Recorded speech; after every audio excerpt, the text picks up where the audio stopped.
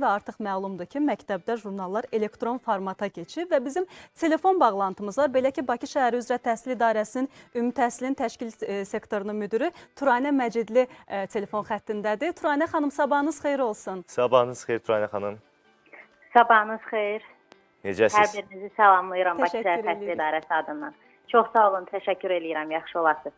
Turanə xanım, istəyirik sizə sualı ünvanlayaq. Elektron jurnallarla ənənəvi jurnalların fərqi nədədir? Onların üstünlükləri nələrdir?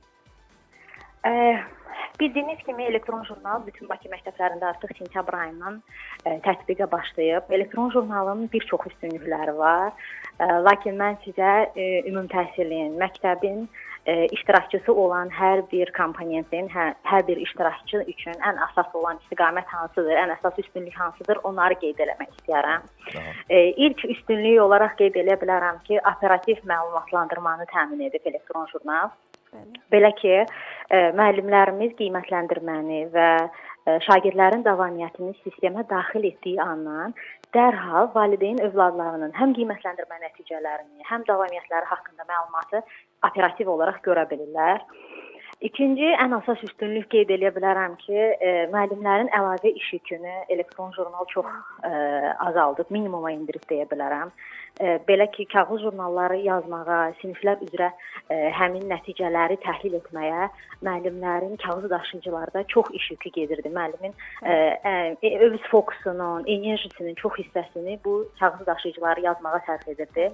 Elektron jurnalda isə bu bir neçə saniyə içində müəllim bu işlərini həll etmiş olur. Ona görə də müəllimin iş yükü çox azalır.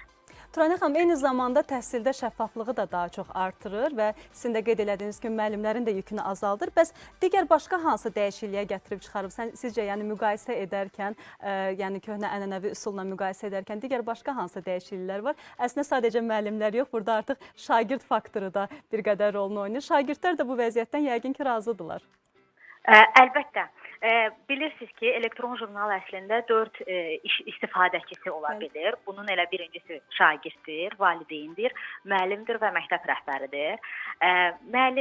Şagirdlər üçün olan üstünlüyü əsasən valideynlə şagird arasında onun nəticələri, onun tədris prosesinə olan təsirinə mən düşünürəm ki, çox böyük təsiri var. Yəni, valideynlə məktəb münasibəti çox yaxşı istiqamətdə dəyişib. Biz bu bir neçə ayda, artıq 15 sentyabrdan bəri bunu müşahidə edə bilirik. Məktəb rəhbərlərindən də gələn geri dönüşlər bundan ibarətdir ki, valideyn artıq övladının hazırlığı barədə çox operativ məlumat ala bilir. Öncələrdə bilirsinizsə, valideyn nə vaxt məktəbə gedə bilirdisə, valideyn iclaslarında iştirak edə bilirdisə, fənlər üzrə nəticələri həmin vaxt görə bilirdi və prosesi daha gec dəstək ola bilirdi övladının öyrənmə prosesinə də.